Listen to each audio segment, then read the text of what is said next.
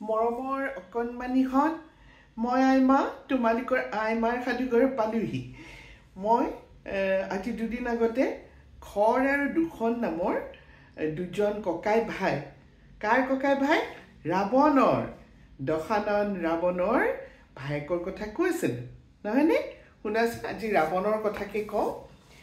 ৰাৱণৰ 10টা মূৰ আছিলে আৰু 20খন হাত। তেওঁ অগাধ শক্তিশালী আছিল, লগতে অগাধ পণ্ডিতো আছিল। তেওঁৰ জ্ঞানৰ ভাণ্ডাৰ এনে বেছি আছিল যে মৃত্যুৰ আগে আগে ৰামৰ নিচিনা এজন ভগৱানেও তেওঁৰ পৰা উপদেশ লৈছিল, জ্ঞান লৈছিল। তেওঁ ইমান জ্ঞানী আছিল। কিন্তু এটা কথা, ৰাৱণ একেদৰে ৰাক্ষসো আছিল, জ্ঞানীও আছিল। স্বভাৱবিলাক কিছুমান ৰাক্ষসৰ স্বভাৱো আছিল আৰু জ্ঞানৰ কাৰণে কিছুমান ভাল স্বভাৱো আছিল। কিন্তু তেওঁৰ অতি বেয়া এটা স্বভাৱ কি আছিলে? তেওঁ খুব বেছি অহংকাৰী আছিল। যেতিয়া জ্ঞানৰ লগত নম্ৰতা থাকে, সেই জ্ঞানে কি কৰে? মানুহক পোহৰাই তোলে বা সমাজখনত পোহৰ বিলায়। কিন্তু জ্ঞানৰ লগতে যদি অহংকাৰ থাকে, মই বৰ এটা ভাৱ থাকে, সেয়াই কিন্তু ধ্বংসৰ মুখলৈহে এই অহংকাৰ কৰোতাজনক ঠেলি লৈ যায়। ৰাৱণো তেনেধৰণৰ আছিল। তেওঁৰ দুজন ভায়েক খৰ আৰু দুখন, তেওঁলোকক ৰাৱণৰ ৰাজকাৰ্যৰ আধা ভাৰ দি পেলাই জনস্থান নামৰ ঠাইলৈ পঠাইছিলে শাসন কৰিবৰ কাৰণে। আৰু সেইখিনিতেই আমাৰ ৰাম, লক্ষ্মণ আৰু সীতা সেইখিনিতেই বনবাস খাটি আছিল। আৰু সেইদিনাখন কোৱা কাহিনীটোত কৈছোঁৱেই মই তোমালোকক যে কেনেকৈ শূৰ্পণখাৰ নাক কাণ কাটি লক্ষ্মণ আৰু ৰামে পঠিয়াই দিলে। আৰু সেই খৰ আৰু দুখনে সেই প্ৰতিশোধ ল'বলৈ গৈ কেনেকৈ মৃত্যুমুখত পৰিল। এই বাতৰি তোমাৰ কেনেবাকৈ গৈ ৰাৱণৰ কাণত পৰিলগৈ। আৰু ইপিনে কান্দি কাটি তেজেৰে লুতুৰি পুতুৰি হৈ শূৰ্পণখাও ককায়েকৰ ওচৰ পালেগৈ। ককায়েকে গোটেই কথাখিনি শুনি খঙত একদম একোনাই হৈ গ'ল।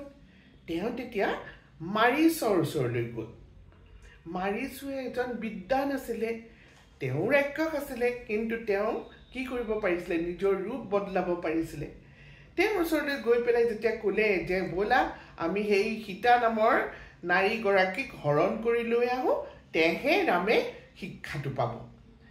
মাৰিছে কিন্তু বুদ্ধি আছিল তেওঁ ক'লে যে তুমি খুব বেয়া কাম কৰিছা, এই অশুভ চিন্তা তুমি বাদ দিয়া, নহ'লে আমাৰ গোটেইখন আমি ধ্বংস হ'ব লাগিব। এবাৰ ৰাৱণৰ খুব খং উঠিলে। মই তোমাক এটা আদেশহে দিছোঁ, তোমাৰ মই উপদেশ শুনিবলৈ অহা নাই নহয়। তুমি মই যি কৈছোঁ তাকে কৰা। তুমি ৰূপ বদলাই তুমি সীতাক আকৰ্ষিত কৰা আৰু মই গৈ সীতাক হৰণ কৰি লৈ আহিম। এই বুলি কওঁতে আৰু মাৰিছে ক'লে, হয়তো নোৱাৰো, মোৰ মৃত্যু এতিয়া তোমাৰ হাতত হ'ব, নহ'লে ৰামৰ হাতত হ'ব। ৰামৰ হাতত হোৱাই ভাল, কাৰণ ৰামৰ হাতত মোৰ মৃত্যু হ'লে মই থিয় থিয় স্বৰ্গ পামগৈ। এই বুলি আৰু মাৰিচ গ'ল তোমাৰ য'ত আমাৰ ৰাম, সীতা আৰু লক্ষ্মণ আছিল। তেওঁ কি ৰূপ ল'লে জানা? এটা ধুনীয়া সোণালী হৰিণাৰ ৰূপ ল'লে। সীতাই সেই হৰিণাটো নিজৰ চোতালত দেখি ইমান মোহিত হ'ল যে তেওঁ ৰামক খাতি কৰিলে, দিয়কচোন পতিদেৱ, এই সোণৰ হৰিণাটো মোক আনি দিয়ক। এই হৰিণাটো মই লৈ গৈ পেলাই অযোধ্যালৈ চবকে লৈ গৈ পেলাই দেখুৱামগৈ, কিমান ভাল পাব চবে দেখি পেলাই, এনেকুৱা হৰিণটো কোনেও দেখা নাই। এই বুলি কওঁতে ৰামেও বাৰে বাৰে মানা কৰিছে যে এয়া কাৰোবাৰ চাল চতুৰ হ'ব পাৰে, এনেকুৱা হৰিণাটো আমি আগতে দেখা নাই। কিন্তু সীতাৰ নেৰা নেপেৰা অনুৰোধত ৰামে কি কৰিলে? লক্ষ্মণক তাতে ৰাখি তেওঁ সেই হৰিণাটোৰ পাছে পাছে জংঘলৰ মাজলৈ সোমাই গ'ল।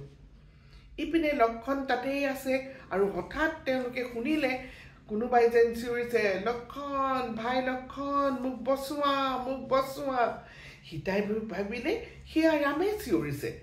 তেতিয়া লক্ষণক ক'লে ভাই লক্ষণ তুমি যোৱা তোমাৰ দাদাক বচোৱাগে সেয়া দাদাই চিঞৰিছে হয়তো তেওঁক কোনোবাই আক্ৰমণ কৰিছে লক্ষণে ক'লে নহয় বৌ এয়া হৈছে কোনোবা মায়াবী ৰাক্ষসৰ চালনা মই যোৱাটো উচিত নহ'ব তোমাক ইয়াত অকলে এৰি থৈ কিন্তু সীতাইতো নুশুনিলে তেতিয়া লক্ষণে উপায় নাপায় সীতাক তাতে থৈ হৰিণাটোৰ পিছে পিছে আৰু ৰামৰ পিছে পিছে জংঘলৰ মাজলৈ গৈ পেলাই দেখিলে যে আচলতে সেইটো এটা হৰিণা নহয় সেয়া মাৰিছ এটা ৰাক্ষস এইবাৰ দুয়ো কি কৰিবলৈ লাগিলে সেই ৰাক্ষসটোক মাৰিবৰ কাৰণে নানান অস্ত্ৰ শস্ত্ৰ প্ৰয়োগ কৰি বধ কৰি পেলালে মাৰিছক মানে পহুৰূপী মাৰিছক ইপিনে সেইখিনি সময়তে সীতা অকলে থকাৰ সুযোগ লৈ ৰাৱণে এজন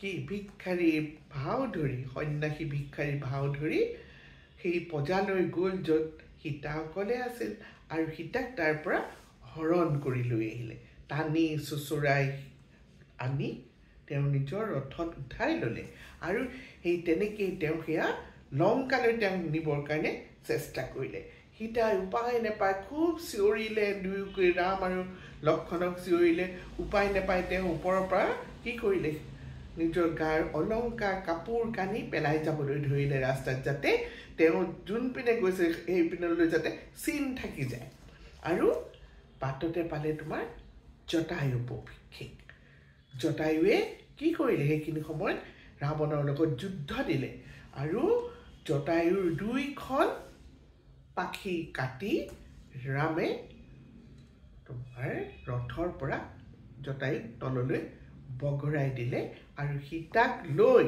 তেওঁ সুদূৰ লংকালৈ ৰাওনা হ'ল আজিৰ কাৰণে এইখিনিলৈকে ক'লো পিছৰ কাহিনীটো আকৌ আৰম্ভ কৰিম তোমাৰ ৰাম ৰাৱণৰ যুদ্ধখন কেনেকৈনো হ'ল আৰু ৰাম আৰু লক্ষণে কেনেকৈ সীতাৰ খবৰ পালে জটায়ু পক্ষীৰ পৰা হ'বনে আজিৰ কাৰণে এতিয়াৰ কাৰণে বাই বাই বাই বাই